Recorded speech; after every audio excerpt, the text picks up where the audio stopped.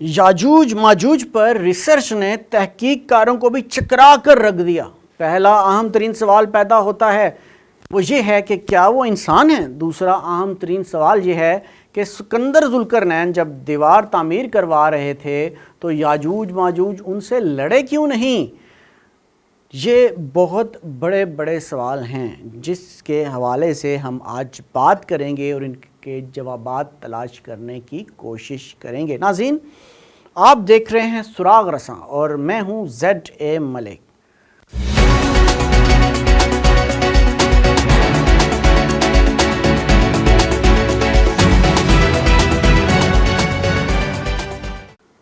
याजूज माजूज कौन है, इस वक्त कहाँ हैं, उनकी हकीकत क्या है, ये एक ऐसा मौजू है जिस पर जितनी तहकीक करते जाएं आप उलझते चले जाएंगे।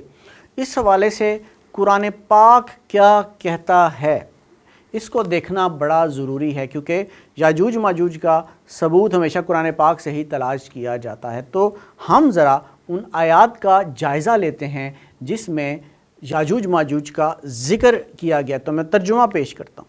ए जुल्करनैन, बेशक याजूज और माजूज ने ज़मीन में फ़साद बर्पा रखा है, तो क्या हम आपके लिए इस शर्त पर कुछ माल यानी खिराज मुकर्रर कर दें कि आप हमारे और उनके दरमियान एक बुलंद दीवार बना दें। जुल्करनैन ने कहा, मुझे मेरे रब ने इस बारे में जो इख्तियार दिया है वो बेहतर है, तुम अपने ज़ोर बाजू यानी मेहनत व मुशक्क़त से मेरी मदद करो, मैं तुम्हारे और उनके दरमियान एक मजबूत दीवार बना दूँगा। तुम मुझे लोहे के बड़े बड़े टुकड़े ला दो। यहाँ तक कि जब उसने वो लोहे की दीवार पहाड़ों की दोनों चोटियों के दरमियान बराबर कर दी तो कहने लगा, अब आग लगाकर इसे धुंको। यहाँ तक कि जब उसने इस लोहे को धूम कर आग बना डाला तो कहने लगा, मेरे पास लाओ, अब मैं उसमें पिघला हुआ तांबा डालूंगा। फिर उन याजूज और माजूज में ना इतनी ताकत थी कि उस पर चढ़ सकें, ना इतनी कुदरत पा सके कि उसमें सुराख कर दें। जुल्करनैन ने कहा, यह मेरे रब की जानिब से रहमत है, जब मेरे रब का वादा यानी क़यामत करीब आएगी तो वो इस दीवार को गिरा कर हमवार कर देगा, दीवार रेज़ा रेज़ा हो जाएगी और मेरे रब का वादा बरहक है। और हम इस वक्त जो है इस जुमला मखलूक़ात या याजूज माजूज को आज़ाद कर देंगे। वो तेज़ो तन मौजों की तरह एक दूसरे में घुस जाएंगे और सूर फूंका जाएगा, तो हम उन सब को मैदान हशर में जमा कर लेंगे। ये आयात थी सूरह कहफ की 94 से लेकर 99 तक, यानी 94 से लेकर 99 तक। अब एक और सूरह है, सूरह अंबिया, उसकी आयत है 96, उसका भी तर्जुमा हम देखते हैं जिसमें लिखा हुआ है कि यहाँ तक कि जब याजूज और माजूज खोल दिए जाएंगे और हर बुलंदी से दौड़ते हुए उतर आएंगे। ये सूरह अंबिया के अल्फाज थे। अच्छा, अब याजूज माजूज के हवाले से जो पहला आम तरीन सवाल पैदा होता है वो ये है कि क्या वो इंसान है। सूरह कहफ का जो बयान मैंने आपको अभी सुनाया, उस बयान से ये साबित होता है कि याजूज माजूज इंसान ही थे और नस्ल इंसानी ही का कोई हिस्सा है जो इस आबादी के पास पहाड़ी सिलसिले के उस पार रहता है। कम तरक्की याफ्ता था, उसी वजह से वक्फे से वो इधर आ जाते थे और लूट मार करके वापस चले जाते थे। दूसरा अहम तरीन सवाल यह है कि सिकंदर जुल्करनैन जब दीवार तामीर करवा रहे थे तो इतनी बड़ी मिकदार में तांबा और दूसरे तांतों को लाने और दीवार तामीर करवाने में वक्त लगा होगा। इस दौरान याजूज माजूज ने जुल्करनैन का मुकाबला नहीं किया, जिसका जवाब अगर सोचा जाए तो यही निकलता है कि याजूज माजूज एक लंबे अरसे के बाद हमला करने आते होंगे। ये अरसा साल का भी हो सकता है और इससे भी ज़्यादा का। इसी वक्फे का फ़ायदा सिकंदर जुल्करनैन ने उठाया। अब ज़रा जदीद रिसर्च की तरफ चलते हैं। मौजूदा रूस में बहिरा खिज़र के मगरबी किनारे दरबंद नाम का एक शहर आबाद है। उसकी जोग्राफियाई अहमियत के पेश नज़र इसे बाबुल अबवाब के नाम से पुकारा जाता है। वहाँ कदीम ज़माने में एक दीवार मौजूद थी। मगरबी जानिब पहाड़ के बुलंद हिस्सों में, वो बुलंद पहाड़ों के दरमियान दर्रा दारियाल उसे कहा जाता है। मौजूदा नक्शों में उसका महल वकू कफकाज का कशिया और तफलीस के दरमियान दिखाया जाता है। वहाँ भी कदीम ज़माने से एक सद मिलती है, ताहम उसके बानी का नाम गैर मालूम है। याकूत अल हमवी के मुताबिक ये दीवार तांबा पिघलाकर बनाई गई। ये आहनी दरवाज़ा باب الحدید کے نام سے معروف ہے۔ سوال یہ ہے کہ ان مذکورہ دیواروں میں سے سد ذوالقرنین کون سی ہے؟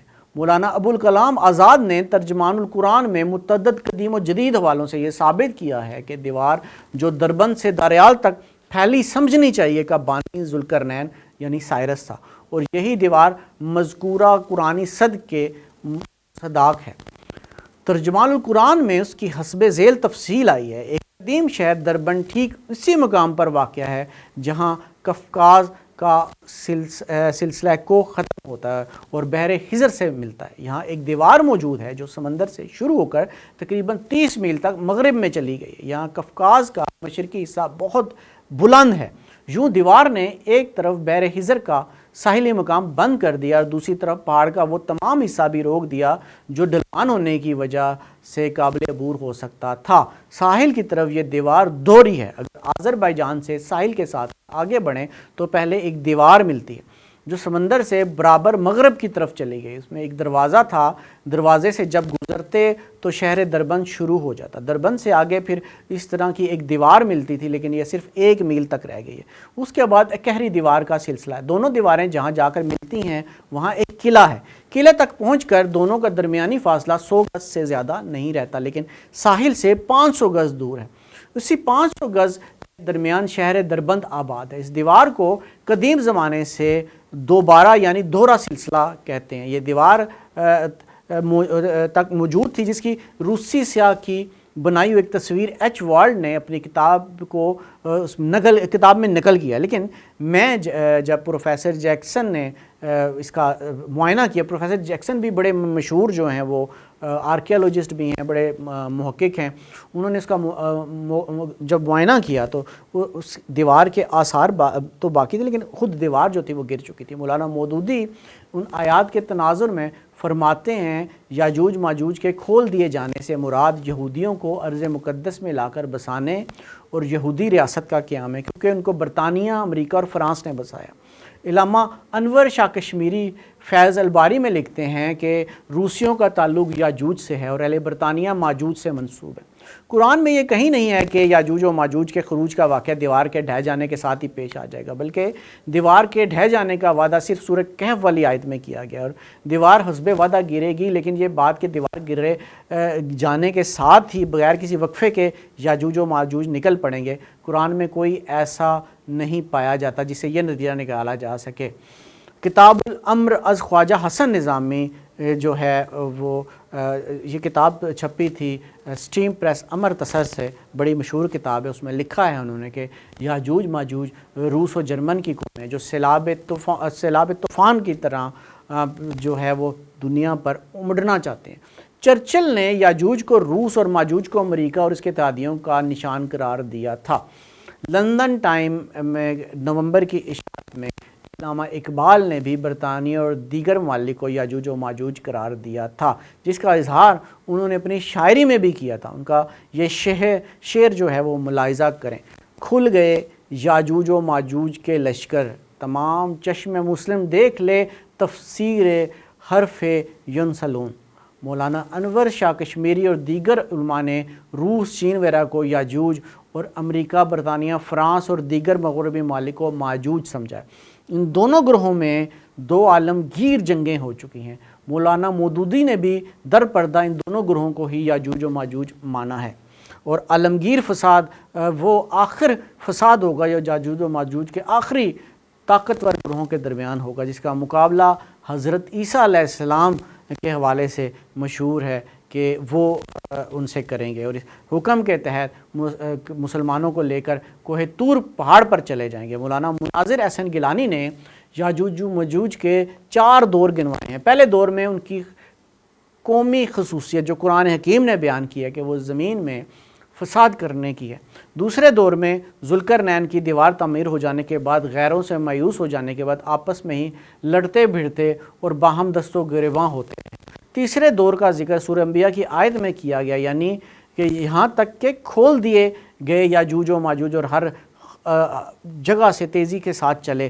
چوتھے دور کا تذکرہ سورہ کہف کی آیت میں ہے کہ جب سور پھونک دیا جائے گا، اس میں کہا گیا پھر ان یاجوج ماجوج کو اچھی طرح سمیٹ لیں گے، یعنی یاجوج ماجوج کی قومی زندگی کا تیسرا دور جو سمجھا جا سکتا ہے، یعنی منقطع ہونے کے بعد پھر قوموں کے ساتھ تعلق پیدا کرنے کا موقع ان کو قیامت سے پہلے دیا جائے گا، اور ان کی قومی زندگی کے اس دور کی تعبیر فتح یاجوج ماجوج یا خروج یاجوج ماجوج سے کی جاتی ہے۔ قرآن پاک کی آیات جدید تحقیق علماء کرام کی رائے میں نے آپ کے آگے بیان کر دی، ذرا یہ حدیث بھی ملاحظہ کریں جو اس موضوع کے حوالے سے بڑی اہم ہے۔ ام المومنین زینب بنت حجش رضی اللہ تعالیٰ عنہ سے روایت ہے کہ رسول اللہ صلی اللہ علیہ وسلم دین سے اس حال میں بیدار ہوئے کہ آپ فرما رہے تھے کہ لا الہ الا اللہ، خرابی ہے عرب کی اس آفت سے جو نزدیک ہے، آج یاجوج اور ماجوج کی آڑ اتنی کھل گئی ہے، اور راوی حدیث سفیان نے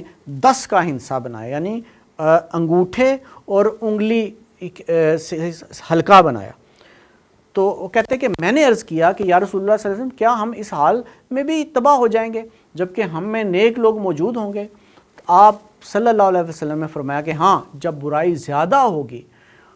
علماء اس حدیث کی تفسیر میں بتاتے ہیں کہ جب نبی کریم صلی اللہ علیہ وسلم نے یہ کہا تو اس وقت عالم اسلام کے خلاف کسی بہت بڑی سازش کا آغاز ہوا تھا، جس کو نبی کریم صلی اللہ علیہ وسلم نے اشارے میں بتایا، اور ہم تاریخ اسلام کو اگر تفصیل سے پڑھیں تو یہ انکشاف ہوگا کہ خفیہ انسانی گروہ باقاعدہ اسلام کے خلاف سازشوں کا آغاز کر چکا تھا، اور وہ انتہائی طاقتور گروہ تھا۔ آپ اس کے بعد دیکھیں حضرت عمر رضی اللہ تعالیٰ عنہ، حضرت علی رضی اللہ تعالیٰ عنہ کے قتل انتہائی پراسرار تھے۔ حضرت عثمان کے خلاف سازش کا محرک بھی پراسرار تھا۔ حضرت امام حسین رضی اللہ تعالیٰ عنہ کے خاندان بھر کی شہادت بھی کوئی معمولی واقعہ یا صرف مسلمانوں کے ہی نہیں، اور بھی لوگ یقیناً ملوث تھے۔ یہ سب شہادتوں کی کڑیاں اگر ملائی جائیں تو ایک ہی ملیں گی۔ حضرت عمر رضی اللہ تعالیٰ عنہ اور حضرت علی رضی اللہ تعالیٰ عنہ کے قاتلوں کو پکڑ کر تحقیق کی جاتی تو بہت کچھ سامنے آ سکتا تھا، لیکن وہ حضرت محمد صلی اللہ علیہ وسلم فرما چکے تھے یاجوج ماجوج کی دیوار میں سوراخ ہو گیا، یعنی سازش کی ابتدا ہو چکی تھی۔ محققین اور علماء کا اس بات پر اتفاق ہے کہ عالم کفر ہی یاجوج ماجوج ہے جو اسلام کے خلاف صف آرا ہو چکا ہے۔ فتنہ تاتار دیکھیں، وہ واقعی ہر جگہ سے امڑتے چلے آتے تھے، اور انہوں نے مسلمانوں کو نیست و نابود کر کے رکھ دیا تھا۔ ان کی کھوپڑیوں کے مینار بنائے گئے اور مسلمان ان کا مقابلے میں بری طرح ناکام ہو گئے تھے۔ سلطنت عثمانیہ کے خاتمے کی تاریخ پڑھیں، ہر جگہ آپ کو مسلمان ان کے ہاتھوں ذلیل و خوار ہوتا ہی نظر آئے گا۔ غیر مسلم دنیا ٹیکنالوجی میں بھی اس وقت اتنی آگے ہے کہ مسلمان ان کا مقابلہ نہیں کر سکتے۔ یاجوج ماجوج دنیا پر آج بھی حاوی ہیں، جن کا ہم انتظار کر رہے ہیں، وہ ہمارے سروں پر کھڑے ہیں۔